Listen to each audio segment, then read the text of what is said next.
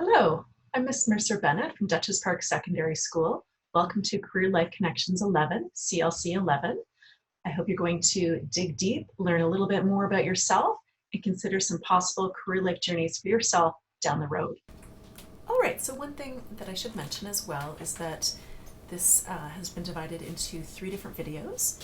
Right now, we are in video 1, Introduction, and Module 1, Connections to your Community. Then there's video 2, Module 2, Creating Your Career Life Plan. And then there is Module 3, Preparing for your Capstone Project. So 3 videos, you can watch them all in a row if you'd like, or you can watch them as you're working on that particular module in the booklet. All right, so Module 1, Connections to your Community.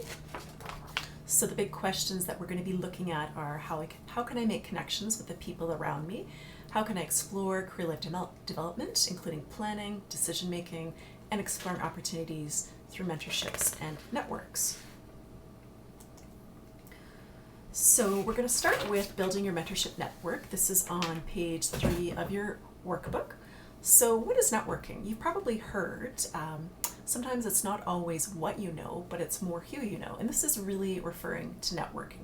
Networking is basically connecting with the people around you for help or advice in your life, in your career, in your job, or in some other area.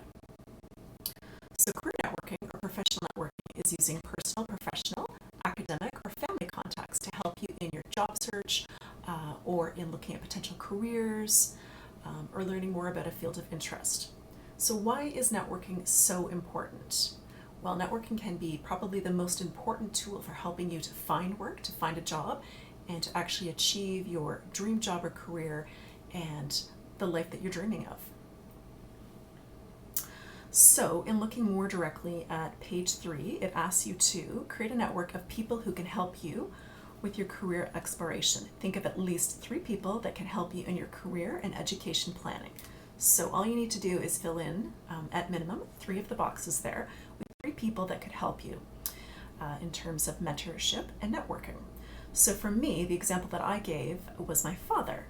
He helped me when I was back in high school. He helped me to think about what possible careers could I be interested in. I was thinking of business, teaching, fashion design, so we talked a lot about those different careers and how they fit with my interests and skills and that type of thing. Then we also talked a bit about career planning.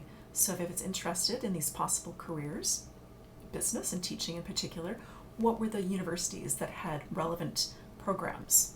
So we talked a lot about that. So that is one of my examples. So you're going to go ahead and you're going to do your network that you have there on that page and fill it in for at least 3 people that could help you in your networking for your career or your education pathway. Okay, then you have a question at the bottom as well that you can fill out.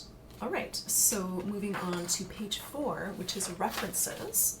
And what is a reference? A reference is somebody basically who is going to verify the awesome things that you've said about yourself on your resume, the skills that you've talked about, the experiences, the credentials, the qualifications that you have. Why are references important? And they are important. Usually references come into play in the final stages of selecting a person for a job. So the employer will do that final reference call to see if the things that you've said about yourself are in fact true. So who can verify your skills and your character? Who makes a good reference? Basically, you want an adult, teachers, coaches, administrators, previous employers, of course, ones that are going to say good things about you. They all make good references. Who do you want to avoid as references? Like I mentioned, you do want to use adults for your references, so you want to avoid using youth, the people, that possibly your friends and that kind of thing at this point in your life. You do want to make sure that it's an adult. You do want to make sure that the reference is going to say good things about you as well. And you also want to avoid family members, okay? So your instructions there are to complete your list of references on page 4. As an example of a reference for myself was Fran, the picture you see there on the screen. She's actually a family friend, somebody that we've known since I was a baby, and she provided me as a reference for my first teaching job, and she was a great reference for a few reasons. First of all, she knew me very well. She was also a teacher, so she knew potentially what the principal was looking for, and I also gave her notice that the principal would be calling her, so she was actually to prepare in advance what she wanted to say about me, and the principal did say that that was one of the best references that they had ever heard. Okay, So that's just an example for you. So you're going to fill out your list of references on page there. On page 4, giving the name of your reference, first and last name, their occupation, so what is their job, and the contact number or email.